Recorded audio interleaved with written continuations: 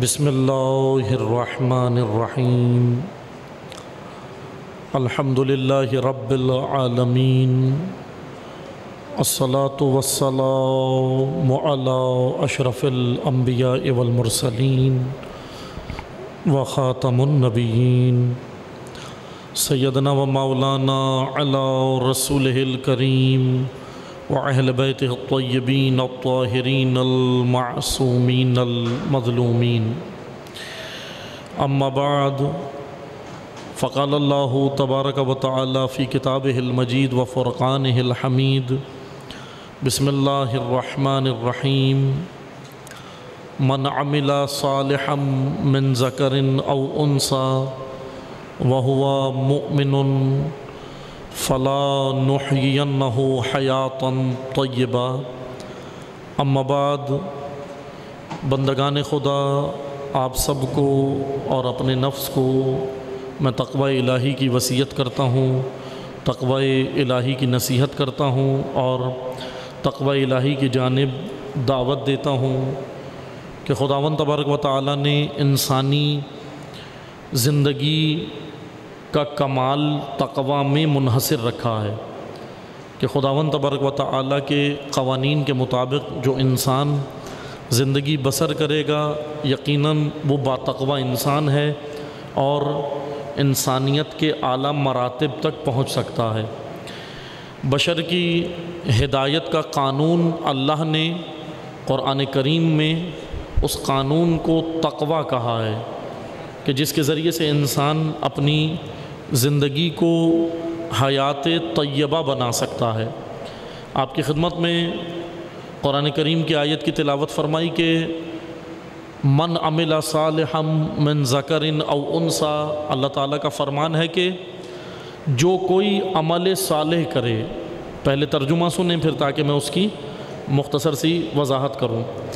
جو کوئی بھی عمل صالح کرے، شرط عمل صالح، من عمل صالحا من ذکر او انثی، چاہے وہ مرد ہو یا عورت ہو، اس میں کوئی خدا نے تفریق نہیں رکھی۔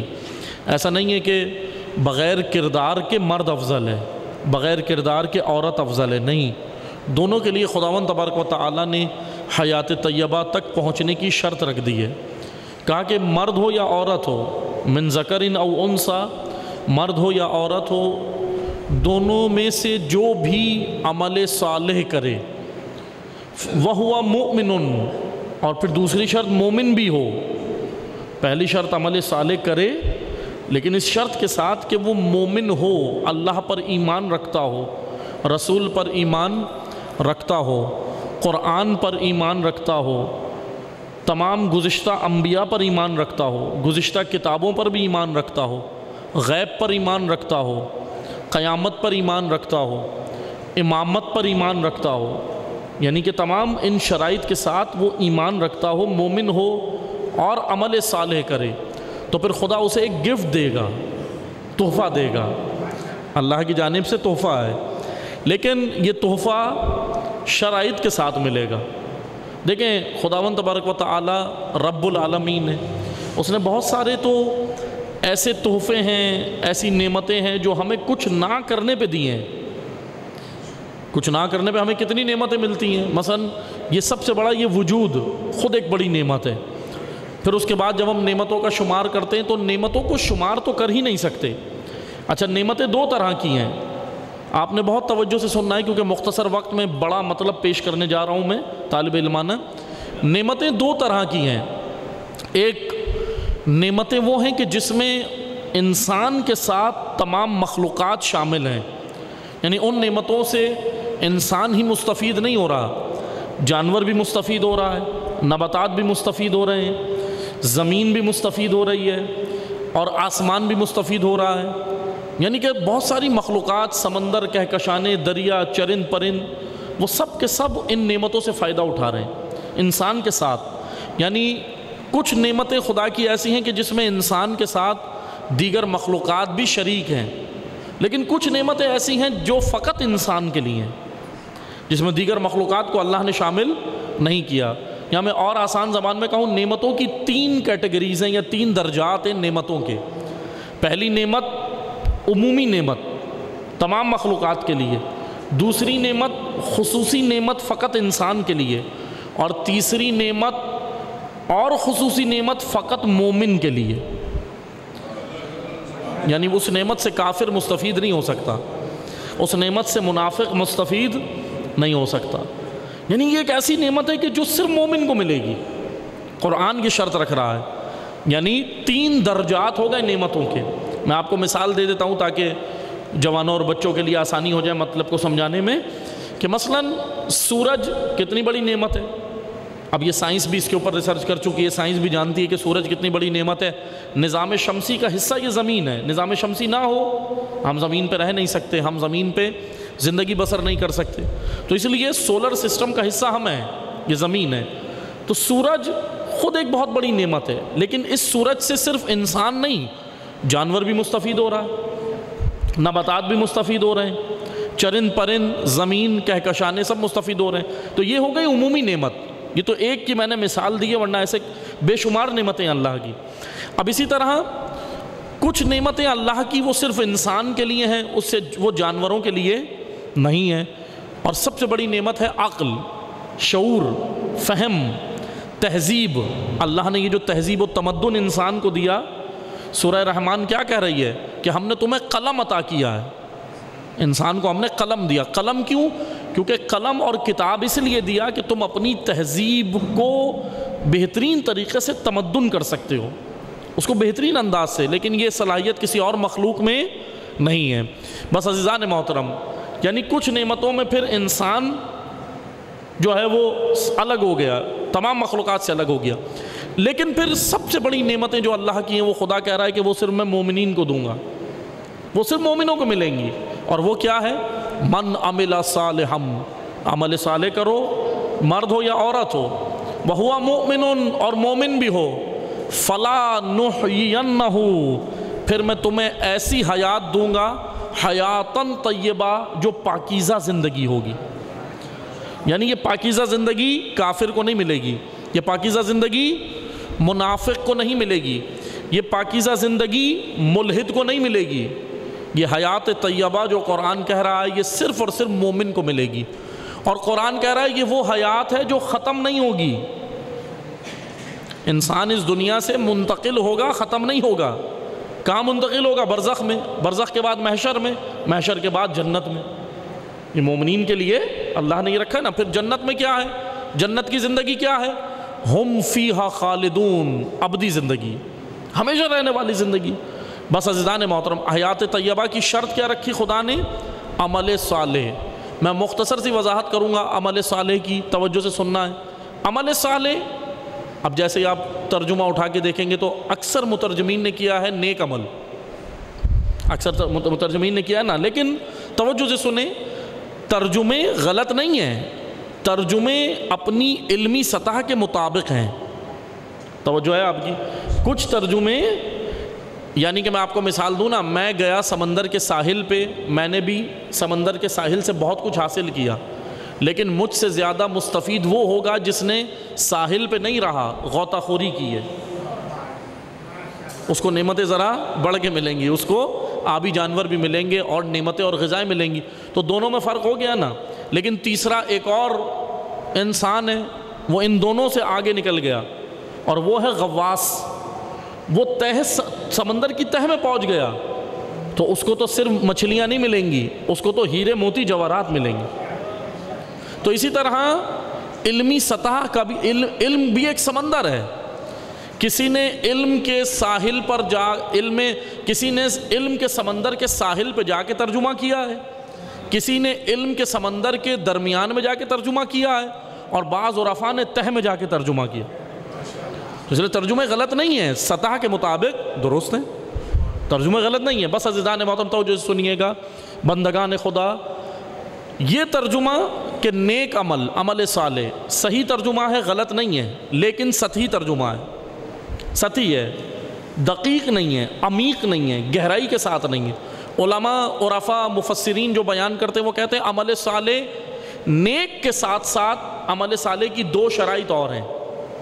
یعنی 3 شرائط جس عمل میں ہو وہ عمل صالح ہے، ورنہ 3 میں سے اگر ایک بھی نہ ہو نیک تو ہے لیکن صالح نہیں بن سکتا۔ عمل صالح کی 3 شرائط ہیں۔ پہلی شرط یہ ہے کہ وہ عمل نیک ہو، بد نہ ہو، نیک عمل ہو، خیر ہو، شر نہ ہو، پہلی شرط۔ دوسری شرط اس عمل کی یہ ہے کہ وہ اس عمل کے اندر ٹھہراؤ نہ ہو، جمود نہ ہو، حرکت ہو، وہ آپ کو مومن کو اپ گریڈ کر رہا ہو، مومن کو وجودی طور پر روکے ہوئے نہ ہو، یعنی مومن روزانہ کی بنیاد پہ اپ گریڈ ہو، ہر ایک منٹ، ہر ایک لحظے کی بنیاد پہ اپ گریڈ ہو۔ جیسے کہ حضرت امیر المومنین علی ابن ابی طالب علیہ السلام کا، اللہم صلی علی محمد وآل محمد، علی علیہ السلام کا فرمان بھی ہے نا، مومن وہ ہے جس کے 2 دن یکساں نہیں گزرتے، ایک جیسے نہیں گزریں گے، ہر دن وہ آگے بڑھے گا۔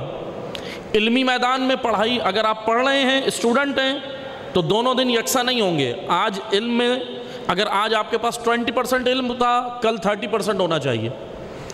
اگر کاروبار کر رہے ہیں اس میں بھی مومن رکے نہیں، ترقی کرے، پیش رفت کرے، آگے جائے۔ ہاں اللہ کی حدود میں حلال طریقوں سے، غیر مثلا حرام طریقوں سے آگے جانا وہ تو پھر ترقی نہیں ہے، وہ تو پھر پستی ہے۔ حلال طریقے سے آگے جانا، یعنی مومن اگر بزنس کر رہا ہے، بزنس مین ہے، اور حالانکہ اسلام نے تو ترجیح بھی بزنس کو ہی دی ہے، نوکری سے زیادہ اسلام ترجیح بھی بزنس کو ہی دیتا ہے نا، کہ کاروبار کو، کاروبار کریں بے شک، لیکن ایک پلاننگ کے ساتھ۔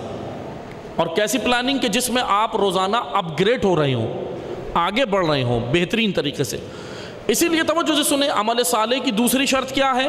حرکت، ٹھہراؤ نہیں، جمود نہیں، حرکت۔ اور تیسری شرط عمل صالح کی جو ہے وہ ہے کہ وہ عمل بر وقت ہو، یعنی اس کا جو ٹائم بنتا ہے اسی وقت ہو، ٹائم سے آگے پیچھے نہ ہو۔ ان 3 شرائط کے ساتھ جو عمل ہوگا وہ عمل صالح کہلائے گا۔ آپ اٹھا کر پڑھیں امیر المومنین کی زندگی، کیا خوبصورت زندگی ہے، بر وقت عمل ہے، بر وقت عمل ہے۔ کاروبار کے وقت علی سے بڑا تاجر نظر نہیں آتا، عبادت کے وقت علی سے بڑا عابد نظر نہیں آتا، میدان اسلام پر آنچ آئے تو مجاہد فی سبیل اللہ علی سے بڑا اللہ کی راہ میں شجاع نظر نہیں آتا، اللہ کی راہ میں دینے کی باری آئے علی سے بڑا سخی نظر نہیں آتا۔ سخاوت کے میدان میں دیکھیں، عدالت کے میدان میں دیکھیں، عدل کی باری آئے تو علی سے بہترین حاکم کائنات میں نظر نہیں آتا، اور اسی عدل کی وجہ سے علی کو شہید کیا، کیونکہ لوگوں سے عدل برداشت نہیں ہوا نا، اندر باطل تھا۔ وجود میں جب باطل ہو تو حق کے قطرے جب پڑتے ہیں تو انسان اس کو برداشت نہیں کر پاتا۔ جیسے آب نیسا کی بارش پڑتی ہے، صدف جانور ہے، اس کے منہ میں بھی آب نیسا کا پہلا قطرہ جاتا ہے اور سانپ کے اندر بھی جاتا ہے، لیکن فرق دیکھیں، صدف کے اندر ہیرے موتی جواہرات بنانے کی صلاحیت ہے اور سانپ میں زہر بنانے کی صلاحیت ہے۔ بارش کے قطرے کا قصور نہیں ہے، جس کا اندر جو ظرف ہوگا وہ اسی کے مطابق آپ کو دے گا۔ صدف موتی بنا کے دے گا، سانپ زہر اگلے گا۔ اسی لیے امیر المومنین کا وجود، امیر المومنین کی زندگی پوری کی پوری حق ہے۔ جب حق آتا ہے تو برداشت اسے نہیں ہوتا جس کے اندر پہلے سے باطل موجود ہو، اندر باطل ہو، جھوٹ باطل ہے، زنا باطل ہے، ریاکاری باطل ہے، بطلان ہے، غیبت باطل ہے، دھوکہ، جھوٹ، فریب، یہ جتنی بھی صفات ہیں نا، صفات سیئہ باطل کا لشکر ہیں۔ جب یہ میرے وجود کے اندر ہوں گی تو مجھے علی کیسے برداشت ہوگا؟ نہیں ہوگا مجھے علی برداشت۔ اس لیے علی علی کرنا آسان ہے، راہ علی پہ چلنا مشکل ہے۔ علی علی کرنے والے، معذرت کے ساتھ میں کوئی کرٹیسائز نہیں کر رہا، لیکن علی علی کرنے والے تاریخ میں بھرے پڑے ہیں، لیکن علی کے ساتھ چلنے والے کتنے؟